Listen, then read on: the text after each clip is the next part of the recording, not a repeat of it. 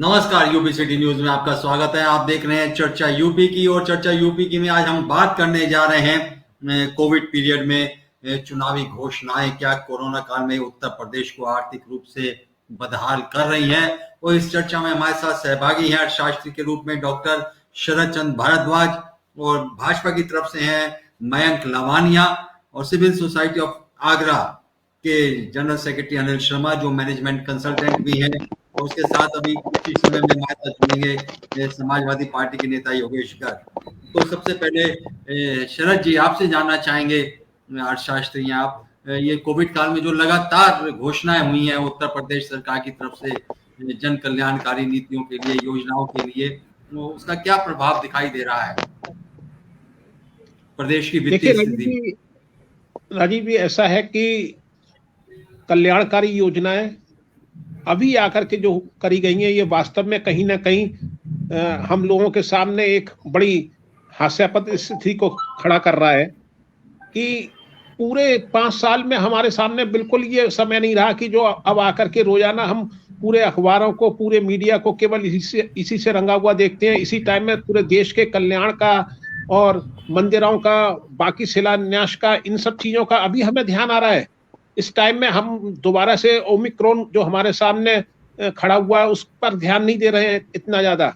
बस केवल अगर हम ध्यान दे रहे हैं तो कल्याण को, पुरानी चीजों को लेकर के, और केवल ईश्वर के नाम पर और इसके नाम पर हम केवल अपनी राजनीति कर रहे हैं। मैं इसको कहीं से बहुत उचित नहीं मानता हूं। ये आपने जो कहा ना कि इस टाइम पर स्थितियां बहुत गंभीर है, आने वाला समय और भी ज्यादा होगा। आप ये मान करके देखिए, आज बेरोजगारी की दर हमारी 7.48% पहुंच चुकी है। अभी WPI का आंकड़ा आया है, गोल्ड प्राइस इंडेक्स का 98 के बाद सबसे ज्यादा हायर लेवल पर है, 14 पॉइंट समथिंग है। तो इन सब चीजों पे हमें ध्यान देना चाहिए। केवल तालियां बजवाने से थोड़ी हो जाएगा कि अब चुनाव आया और हमने ये कल्याणकारी योजनाओं का ढिंडोरा पीटना चालू कर दिया। जी जी। अनिल जी आपसे जानना चाहेंगे कि जन कल्याणकारी सरकार, कोई भी सरकार हो उसका जो मुख्य उद्देश्य होता है वो जन कल्याण होता है। उसकी जो नीतियां होती हैं वो जन कल्याण के लिए होती है। यदि कोविड पीरियड की बात करें तो सबसे ज्यादा देश में वैक्सीनेशन जो हुआ है वो उत्तर प्रदेश में हुआ है। तो सरकार को उस पर खर्च तो करना ही पड़ेगा, फिर कहीं ना कहीं उसको भुगतान तो नागरिक ही करेगा।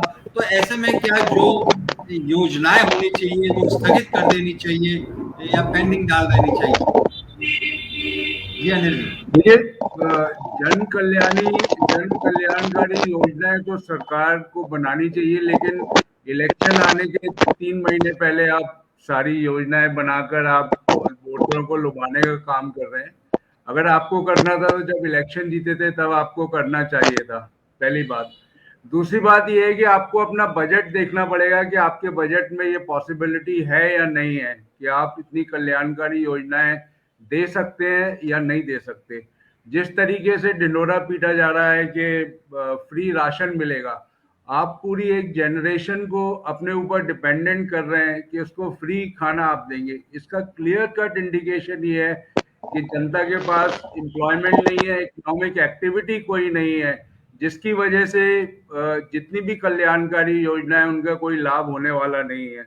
दूसरी बात, जितनी भी कल्याणकारी योजनाएं इलेक्शन के समय पे डिक्लेयर की जाती हैं उनका कोई वैल्यू नहीं होता। वो बजट पर एक भार होती है और जो आने वाली सरकार होती है उसके लिए बड़ा पेनफुल एक्सपीरियंस होता है। मेरा मानना ये है कि अभी सरकार को जो उन्होंने 4.5 साल में कार्य किया है उसको ही प्रदर्शन करना चाहिए। कल्याणकारी योजनाओं को आज की तारीख में देश हित में, प्रदेश हित में बिल्कुल बंद कर देना चाहिए। मयंक जी, उत्तर प्रदेश सरकार का मुख्यमंत्री का दावा है कि उन्होंने प्रदेश को बीमारू राज्य से निकालकर आधुनिक प्रगतिशील राज्यों की श्रेणी में लाके खड़ा कर दिया है। तो उनके दावे के पीछे हकीकत क्या है?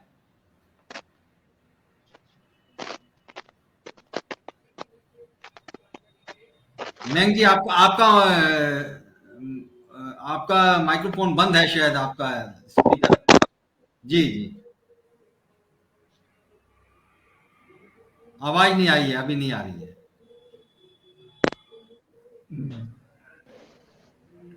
हेलो। जी आइए आइए, हाँ बोलें। हेलो।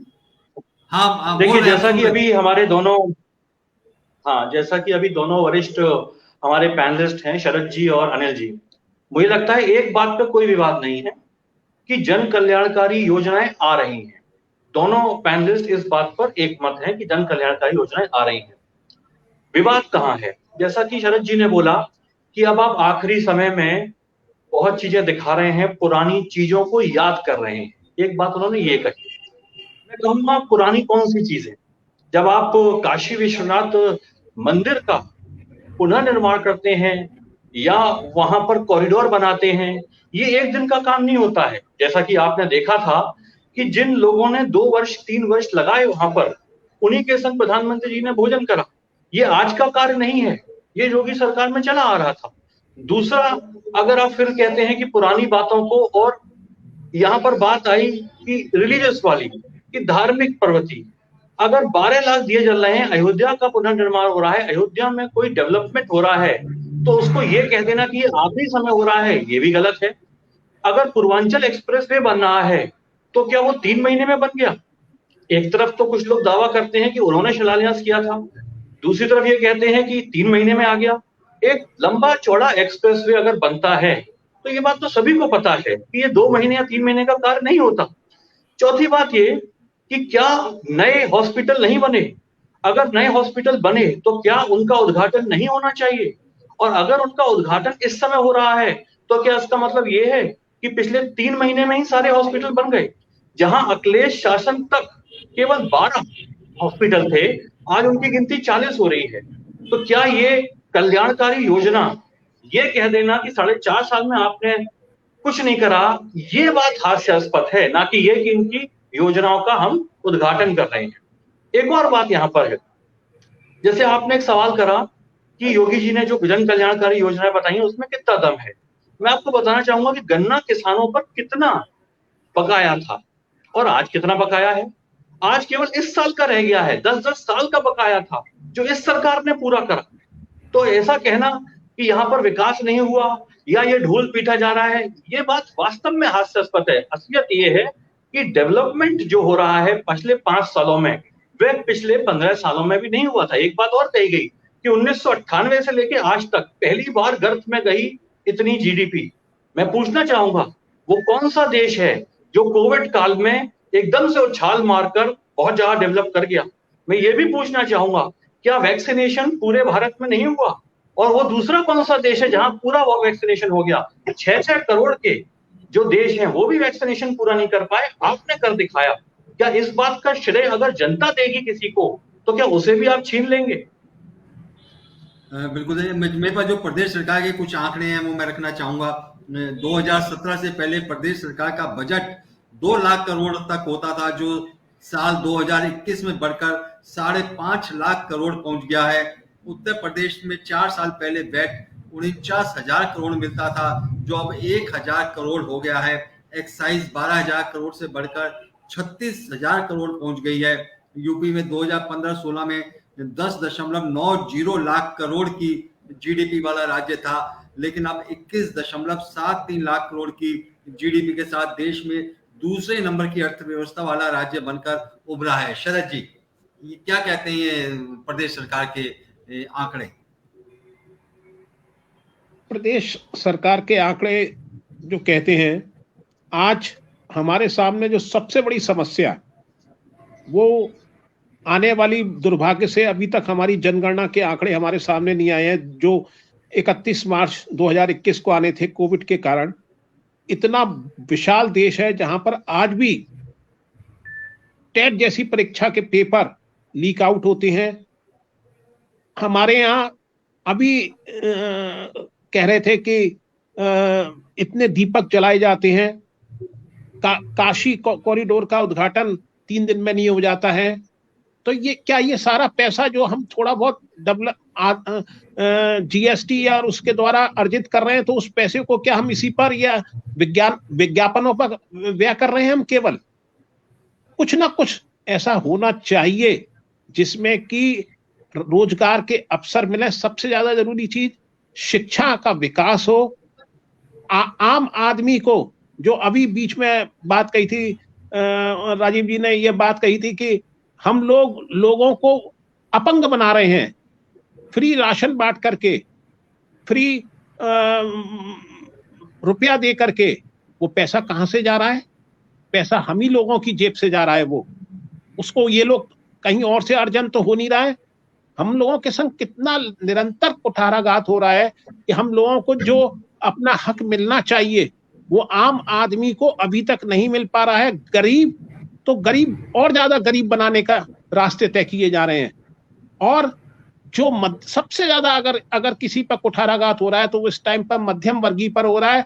वो पूरे, मैं केवल उत्तर प्रदेश की बात नहीं करूंगा, मैं पूरे भारत की बात करूंगा, क्योंकि मैं भारत का वासी हूं, इस देश का वासी हूं। चुनाव अब हो रहे हैं यहाँ पर हमारे सामने बहुत गंभीर प्रश्न खड़ा हुआ है। अभी कहा था मैंने, जीडीपी का आंकड़ा नहीं कहा था, मैंने जो आंकड़ा कहा था वो कहा था WPI का, मुद्रास्फीति को लेकर के कभी ऐसी स्थिति नहीं रही। मेरे को याद है सबसे ज्यादा मुद्रास्फीति की स्थिति जब खराब हुई थी 1988 और 89 में हुई थी, जब चंद्रशेखर से पहले वाली सरकार के समय में हुई थी, जब हमारा पूरा सोना गिरवी रखा हुआ था। उदारीकरण के बाद हम लोगों ने उसको काफी कुछ मैनेज किया। मुद्रास्फीति की दर उस टाइम में 18% तक पहुंच गई थी, 18% तक पहुंच गई थी। और जब अटल जी की सरकार आई उस टाइम में हमारी मुद्रास्फीति की दर 1.5 तक पहुंची थी। आज मुद्रास्फीति की दर वही है। किस तरह से आम आदमी इस चीज को लेकर के परेशान है।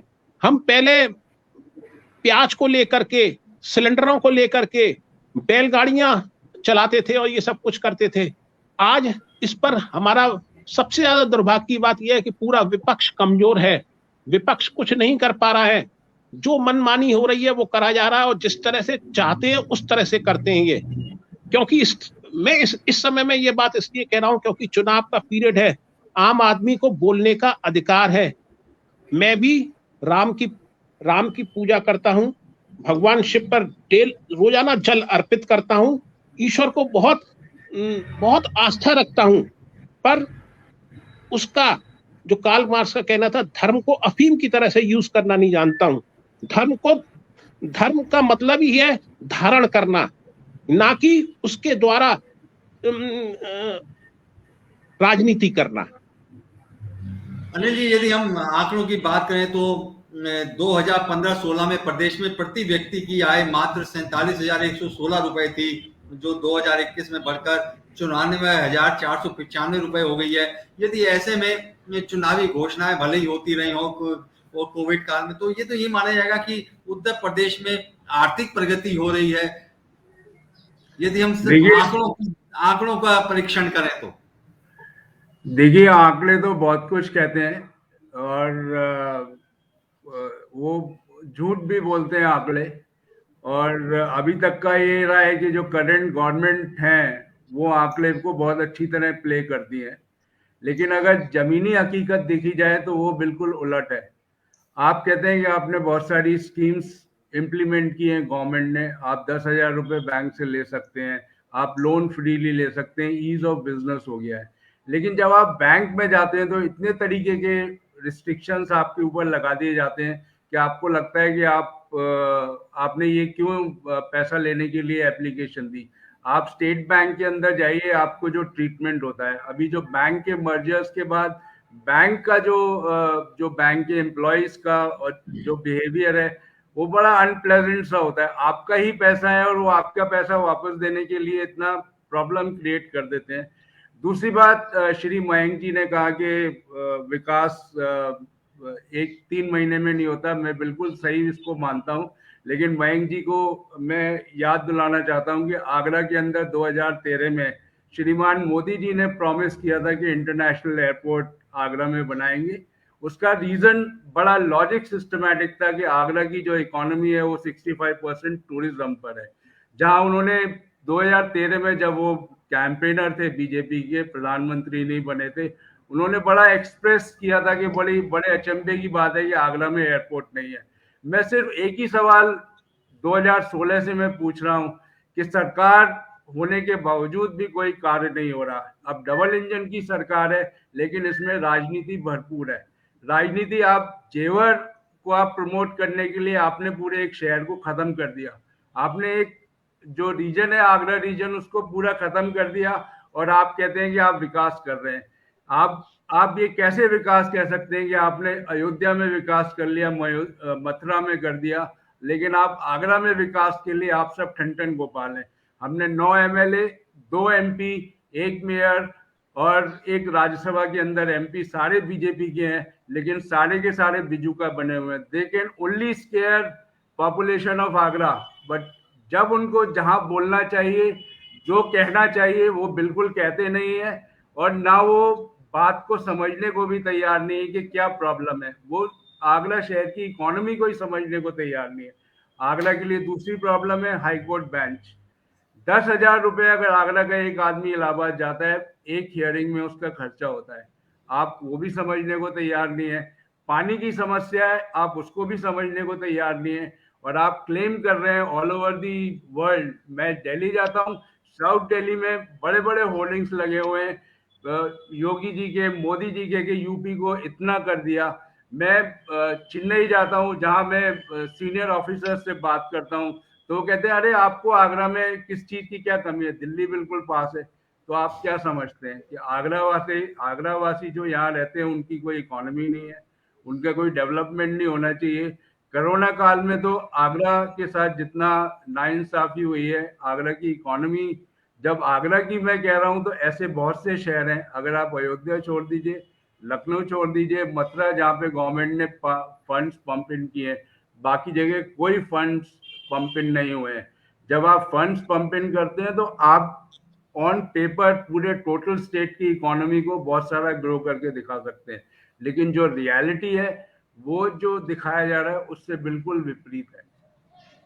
मैम जी, यदि हम बात करें उत्तर प्रदेश सरकार ने जो भी बजट अपना दिया है, वो 512 लाख करोड़ का बजट प्रस्तुत किया है वित्त मंत्री ने, और जबकि जो कर्ज है उत्तर प्रदेश सरकार पे वो 516 लाख करोड़ का है। यानी बजट हमारा कुल 512 लाख करोड़ और हम पे कर्ज 516 लाख करोड़। आज हमारा प्रत्येक उत्तर प्रदेश का प्रत्येक नागरिक 22,442 रुपए का कर्जदार है, उस पर कर्जा लदा हुआ है। तो ऐसे में फिर इन योजनाओं के क्या मायने, कब तक हम कर्ज से अपना कल योजनाओं की घोषणा करते रहेंगे? देखिए राजीव जी, यहाँ पर कई सारे विषय आए। मैं आपके विषय से, आपके सवाल से शुरू करता हूँ जी।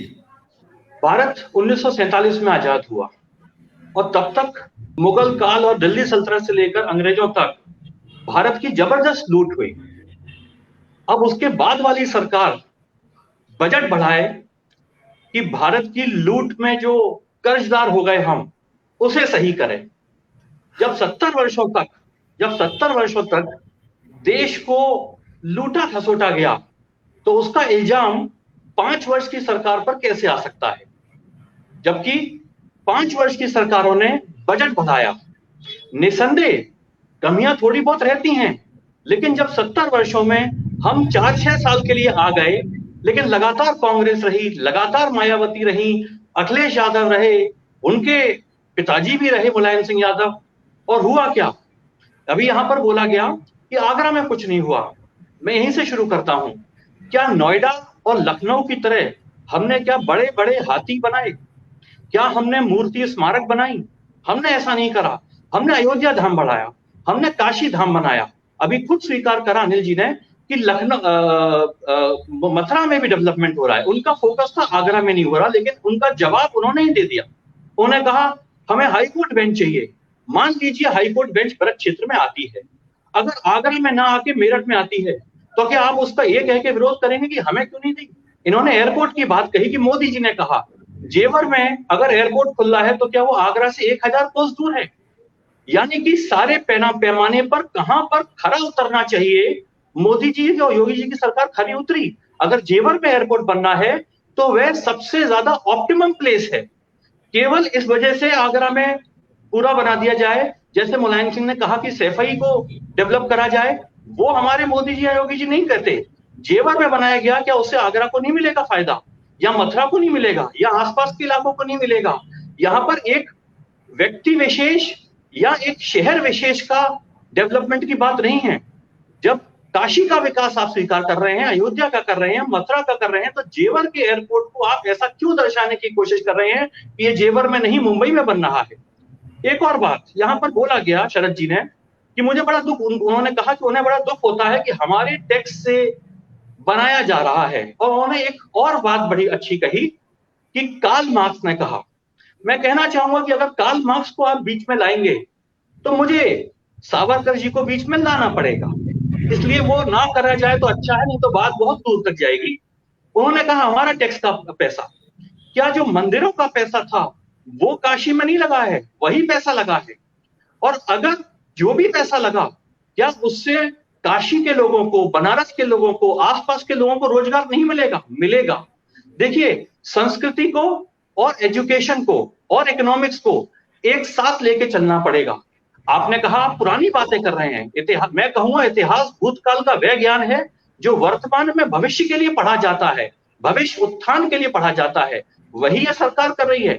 हम अपने भूतकाल को नहीं भूलेंगे, हम मुगल के क्रूर जो डायनेस्टी थी उसको नहीं भूलेंगे, हम दिल्ली के सुल्तानों की क्रूरता को नहीं भूलेंगे, और हम अंग्रेजों की क्रूरता भी नहीं भूलेंगे। और इसी तरीके से हम ये भी नहीं भूलेंगे कि कांग्रेस, समाजवादी पार्टी और बहुजन समाज पार्टी ने इस देश को कैसे खोखला किया। आज बारी हमारी आई है। एक बात शरद जी ने कही कि गरीबों को बांटा जा रहा है, फ्री में दिया जा रहा है। मैंने तो अब तक ये सुना था कि दिल्ली में एक मुख्यमंत्री बैठे हैं, वो फ्री का मैनिफेस्टो बनाते हैं, बिजली फ्री देंगे, पानी फ्री देंगे।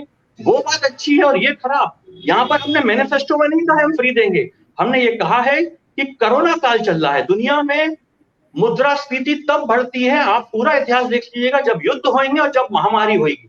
आज महामारी का समय चल रहा है, उस वक्त भी आप ये चाहते हैं कि हम उत्तर प्रदेश के लोगों को अनाज नहीं दें, तो ये सोच गलत है आपकी। हमें देना पड़ेगा, हमें देना पड़ेगा, हम देंगे। यदि दो देश के लोग, उत्तर प्रदेश के लोग इस महामारी से जूझ रहे हैं तो हम तो आगे बढ़ेंगे, हम कोरोना काल में बढ़े, आगे भी बढ़ेंगे। हमें इस बात से फर्क नहीं पड़ेगा कि हमारी आलोचना कोई क्या कह के कर रहा है, लेकिन मैं इतना जरूर कहूंगा, अगर कार्ल मार्क्स को लाया जाएगा तो मुझे भी पूरी अनुमति दीजिएगा कि मैं सावरकर की बात पूरी तरीके से कहूं। शरद जी, कोविड पीरियड यदि हम देखें तो 2 साल से चल रहा है, तो क्या होना चाहिए? क्या 2 साल से सारी योजनाएं रोक देनी चाहिए? क्या करना चाहिए सरकार को, क्या होना चाहिए? राजीव जी देखिए, ऐसी बात है, मयंक जी अभी जो बात कर रहे थे कार्ल मार्क्स को लेकर के, या उसको, जब हम इतिहास की बात करते हैं तो हमें इतिहास के कुछ लोगों को, दार्शनिकों को, और उनको हमें अपने साथ लेना पड़ता है।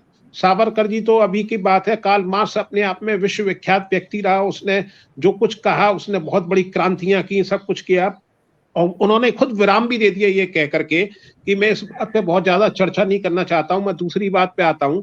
अभी जो टैबलेट बांटे जा रहे हैं, टैबलेट बांटने क्या इसी टाइम पे बहुत उपयोगी था।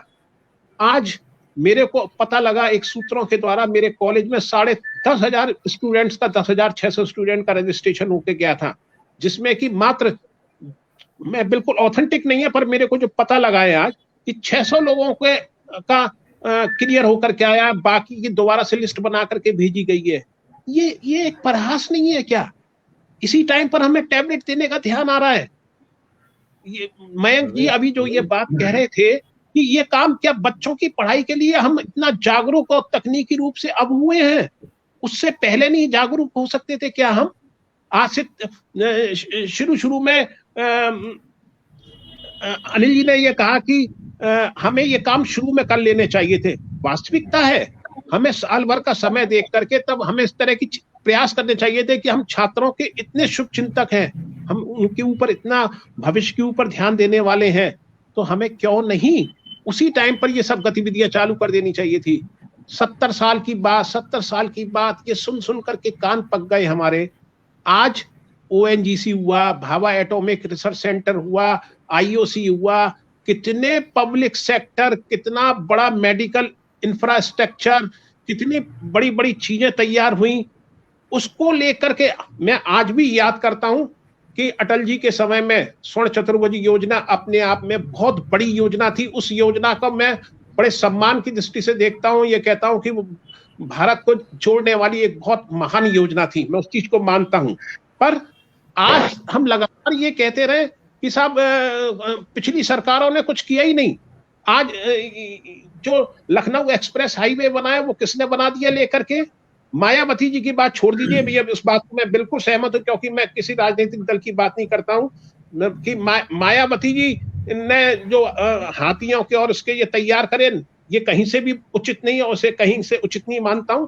पर वास्तविकता ये है कि सरकार को जो भी काम करने हैं उनका गुणगान इसी टाइम पर क्यों करा जा रहा है? ये धीमे धीमे करके शुरू से करा जाता। अभी 5 साल की सरकार नहीं है ये, 2013 में पहली बार केंद्र की सरकार आई लेकर के, फिर भारी बहुमत से और प्रदेशों में भी आई, और अब तो पिछले साल से एक कितना बड़ा पॉजिटिव पॉइंट था कि केंद्र और राज्य दोनों सरकारें आपका बीजेपी की सरकार है। सपा की सरकार में तो तब भी उनको और बहुत सी परिस्थितियों का दूसरी सरकारों का सामना करता, क्योंकि उनकी केंद्र में वो सरकार नहीं थी। तो ये सब चीजें आज जो इसको लेकर के बात करी जा रही है, अपना एयरपोर्ट को लेकर के बात करी जा रही है, बिल्कुल सही बात है। एक पूरी लॉबी आज तक सक्रिय है, उसने यहां पर नहीं आने दिया, जेवर में चला गया। अगर आगरा में होता तो समाजवादी पार्टी के परवेज जुबेरी साहब हमारे साथ जुड़ गए हैं। परवेज साहब, ये उत्तर प्रदेश में कोविड पीरियड चल रहा है और राजस्व की समस्या है, लेकिन ऐसे में भी प्रदेश सरकार द्वारा जो घोषणाएं की जा रही हैं, जो योजनाएं लागू की जा रही हैं, उससे प्रदेश की वित्तीय स्थिति पर फर्क पड़ रहा है। आप क्या कहेंगे इस पर? ये घोषणाएं सब गुमराह करने के लिए की जा रही हैं पब्लिक को। 4.5 साल तक इन्होंने कोई घोषणाएं नहीं की, अब आके घोषणा कर रहे हैं कि में राशन देंगे, टैबलेट देंगे, इस तरह की घोषणाएं कर रहे हैं। 31 मार्च के बाद ये बंद कर देंगे और ये जितना भी भार पड़ेगा वो सब जनता के ऊपर पड़ेगा। लेकिन इनकी घोषणाएं, इनका सिर्फ काम ये रह गया है कि आपस में सांप्रदायिक सौहार्द को खत्म करने की ये लोग बातें कर रहे हैं और उसी के आधार पे ये इलेक्शन जीतना चाह रहे हैं। जो ये घोषणाएं कर रहे हैं उससे बहुत बाद में असर पड़ेगा। अब सब लोगों के लिए तो ये टैबलेट दे नहीं पाएंगे, लेकिन इस तरह की घोषणाएं करके गुमराह करने का और चुनाव में जीतने का काम कर रहे हैं। हमारी राय यह है कि चुनाव आयोग को इसमें तुरंत एक्शन लेना चाहिए और इसके ऊपर पाबंदी लगानी चाहिए। इलेक्शन से अब क्या मतलब रह जाता है? 15-20 दिन, ज्यादा 10 तारीख तक इसका ऐलान हो जाएगा, उससे पहले इस तरह का वो करना, ये चुनाव आयोग को भी इसमें संज्ञान लेना चाहिए। इस तरह का बात नहीं होना चाहिए और इनकी घोषणाओं से कोई भी फायदा नहीं है किसी भी तरह का। उसके राजस्व को हानि होगी इससे। मैंग जी, यदि हम बात करें 2015-16 में राज्य में प्रत्येक व्यक्ति पर ऋण 14,724 रुपए था, जो अब बढ़कर 22,442 हो गया है। तो इसका मतलब ये माना जाए, जो वित्तीय प्रबंधन तब कहलाता है या सरकार की कुशलता तब कहलाती जब ये ऋण घट जाता, लेकिन ये तो 50% और बढ़ गया है। ऐसे में इन योजनाओं या इन घोषणाओं के क्या मायने हैं जब प्रदेश का प्रत्येक व्यक्ति पर निरंतर कर्ज का बोझ बढ़ता जा रहा है? कहीं ना कहीं तो उसे कभी ना कभी तो उसे चुकाना होगा, देना होगा सरकार को। करेगा कोई, भुगतेगा कोई। जी मैंग जी। हाँ, आपने अच्छा आखिरी वाक्य आपका मेरे को अच्छा लगा, करा किसी ने, भुगत कोई और रहा है। ये बिल्कुल सही है। सवाल यहाँ बहुत सारे हैं, मैं एक एक करके जवाब देने का प्रयास करता हूँ। अभी समाजवादी पार्टी के प्रवक्ता ने बोला कि चुनाव आयोग को हस्तक्षेप करना चाहिए, इंटरवीन करना चाहिए।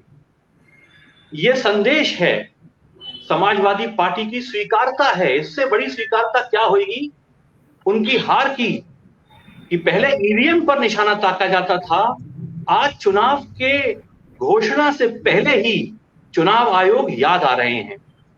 ये बात समाजवादी को समझ में आ रही है कि उनकी हार निश्चित है। उन्होंने कहा कि अभी ये टैबलेट दे रहे हैं, अब ये टैबलेट बांट नहीं पाएंगे। मैं उनसे कहना चाहूंगा, हम टैबलेट कितने बांटेंगे इसकी गिनती हम नहीं करेंगे, क्योंकि हमने जब सिलेंडर बांटे तो गिनती करोड़ों में हो गई।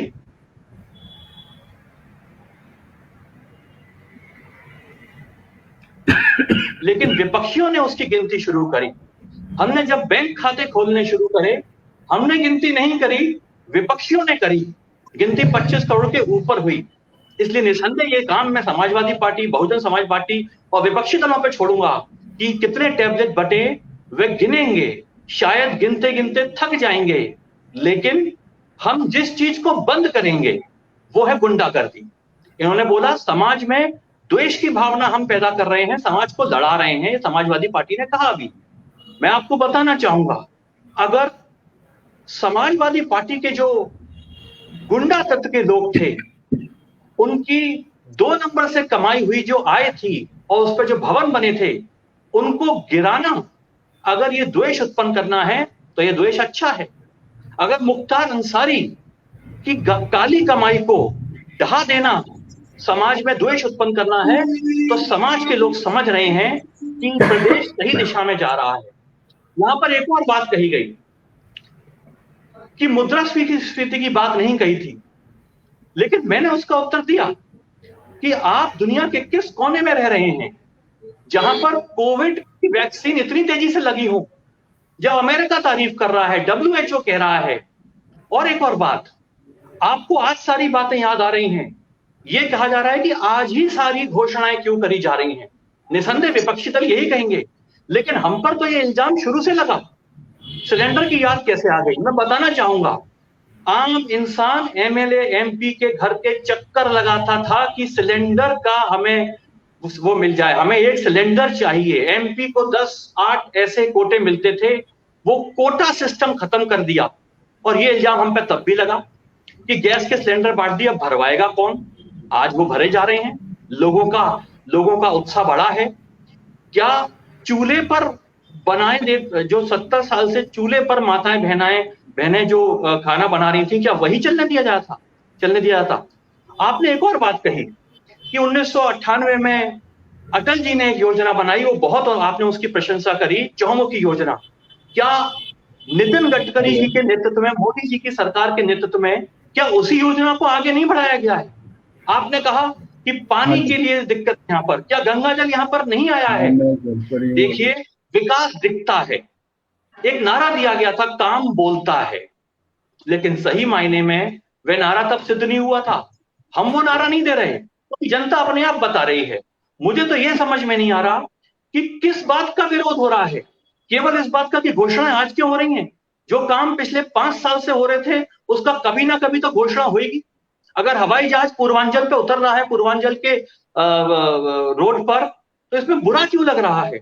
मैं एक और बात कहूंगा, उसके बाद समाप्त करूंगा। कार्ल मार्क्स पे आपने एक बात कही कि मैं ऐसी बात कर रहा हूं। मैं नहीं कर रहा हूं, आपने कहा वो बहुत बड़े क्रांतिकारी थे। लोगों के हाथ में हथियार दे देना। कार्ल मार्क्स को पढ़िए, जब उनके पास खरीदने को कपड़े नहीं होते थे, उन्हें पैसे कहीं से मिलते थे, तो वो हथियार खरीद के देते थे।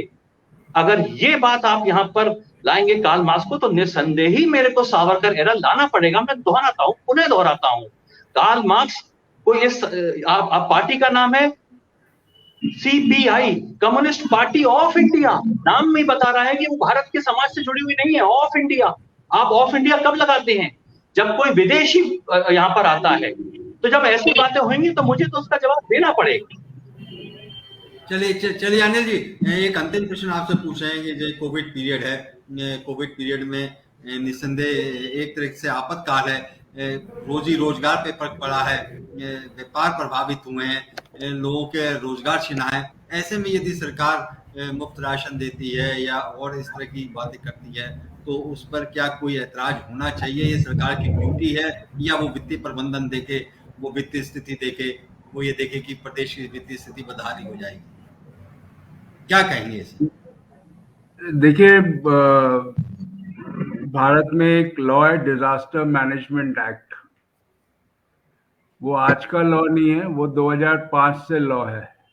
जी। अगर ये कहा जाए कि पुरानी सरकारों ने किया इसलिए हमने नहीं किया, ये तो बेमानी है। क्योंकि जो प्रेजेंट की सरकार है उसको इसीलिए वोट किया गया था कि पुरानी सरकारों ने जो नहीं किया वो ये करेंगे।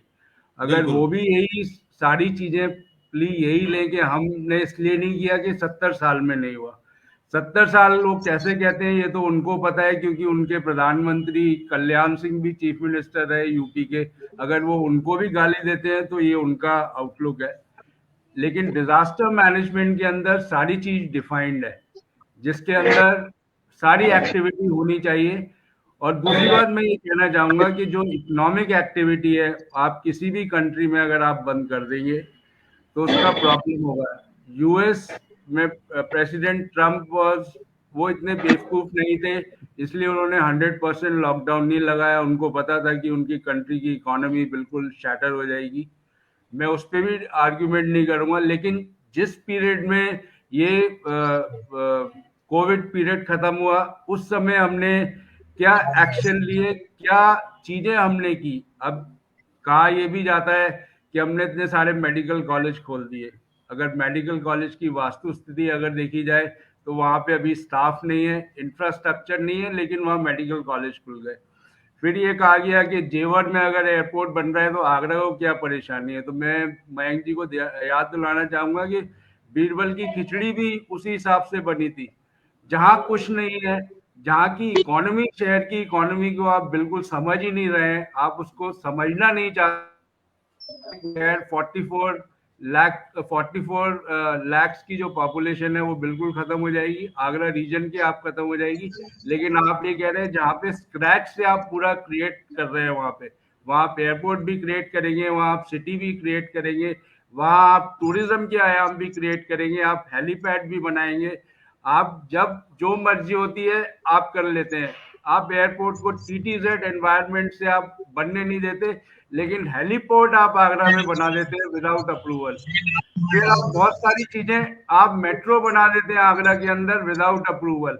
लेकिन जब एयरपोर्ट बनाने की बात आती है, आप हमको ज्ञान देते हैं कि 140 किलोमीटर दूर नहीं है। मैं नहीं जानता मयंक जी आप कहाँ रहते हैं, आप अगर आप आगरा में रहते हैं और प्रधानमंत्री जी ये कहते हैं कि चप्पल पहनने वाला हवाई जहाज से उड़े, वो आप चाहते हैं कि यहाँ से बैठ के पहले वो जेवर जाए और वहां से उड़े।